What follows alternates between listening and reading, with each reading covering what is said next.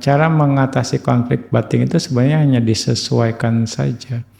Kebanyakan ya biasanya konflik batin itu karena harapan yang tidak sesuai dengan kenyataan, sehingga kita berkonflik. Ya, kita semuanya maunya baik-baik saja, kita semuanya lancar-lancar saja, atau mau dibilang kita semuanya orang pada umumnya nggak mau tua, tapi jadi tua juga. Menyikapi tua itu misalnya rambutnya uban disemir jadi hitam, atau udah keriput ditarik sana tarik sini misalnya kan, supaya tetap tidak kelihatan tua, suntik sana suntik sini misalnya, ya kan, dia tidak menerima kenyataan. Nah, sesungguhnya kita harus menerima kenyataan dengan bijak. Nah itu, mengatasi konfliknya kita sesuaikan dengan kenyataan itu sendiri. Banyak penderitaan dalam hidup yang sebenarnya bukan berasal dari keadaan itu sendiri, ya, tapi melainkan dari penolakan kita terhadap kenyataan. Kita sering ingin segala sesuatu berjalan sesuai keinginan kita. Ya, misalnya tubuh tetap muda, orang yang kita cintai selalu bersama, keadaan selalu menyenangkan, dan hidup berjalan sesuai keharapan. Namun, alam tidak pernah tunduk pada keinginan manusia. Alam berjalan sesuai hukum dan sebab akibatnya sendiri. Seperti sungai yang selalu mengalir ke bawah, kehidupan juga terus bergerak mengikuti sifat alaminya. Tubuh lahir, bertumbuh, menua, lalu akhirnya melemah. Hubungan berubah, keadaan datang dan pergi, perasaan muncul dan lenyap, semuanya bergerakkan dalam arus ketidakkekalan. Oke, ketika kita menolak arus itu dan memaksa kehidupan berjalan sesuai keinginan kita, disitulah hati mulai lelah dan menderita.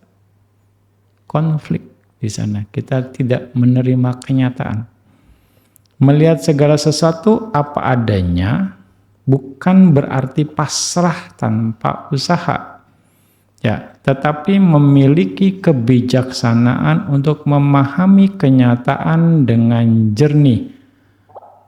Contohnya, air memang mengalir ke bawah, tubuh memang menua, kehilangan memang bagian dari kehidupan, perubahan memang tidak bisa dihindari. Ketika kita berhenti melawan kenyataan dan mulai memahami sifat alaminya, hati menjadi lebih ringan dan damai. Gitu ya. Dari pemahaman inilah muncul reaksi yang tepat dan bijaksana. Oh, kalau udah tua misalnya jalannya mesti pelan-pelan, jaga kondisi, ya nggak boleh ngangkat yang berat-berat, ya kan, tidur mesti lebih cepat, misalnya kan, itu kan akhirnya menyesuaikan. Jangan udah tua jiwanya muda gitu misalnya, waduh repot misalnya kan. Nah, saat menghadapi kesulitan kita tidak tenggelam dalam kemarahan atau penolakan, ya, melainkan belajar menerima dan mencari jalan yang benar. Saat mengalami keberhasilan, kita tidak melekat secara berlebihan karena memahami bahwa semua juga dapat berubah. Saat menghadapi usia tua, sakit, atau kehilangan, kita belajar merawat batin dengan kesadaran, bukan dengan keluhan atau keputusasaan. Sadar ini terjadi, ya sudah, terima dengan baik. Bukan ngeluh, kayaknya putus asa misalnya kayak gitu. Ya enggak? Kebijaksanaan bukanlah kemampuan mengendalikan semua keadaan. Ya, melainkan kemampuan memahami keadaan dengan benar dan menanggapi dengan hati yang tenang. Ya, orang bijaksana tidak memaksa sungai mengalir ke atas. Ia memahami arusnya lalu belajar berjalan selaras dengannya. Jadi nggak bisa paksa kalau belum waktunya. Jangan dipaksa kalau memang belum tepat kondisinya gitu. Ketika kita melihat hidup apa adanya, kita berhenti bertengkar dengan kenyataan.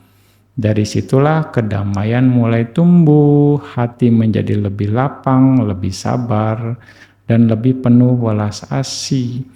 Kita belajar bahwa tidak semua hal harus sesuai keinginan agar kita bisa tetap tenang dan bahagia. Gitu. Maka latihan hidup yang sesungguhnya adalah belajar memahami. Ya, apa yang bisa diubah kita usahakan dengan bijaksana. Apa yang tidak bisa diubah kita terima dengan pengertian. Dan terhadap semuanya kita tanggapi dengan kesadaran, bukan dengan penolakan. Ya, karena pandangan menjadi benar, hati pun menemukan kedamaian. Gitu. Makanya punya pandangan benar. Pandangan benar artinya memahami situasinya dengan baik. Itu.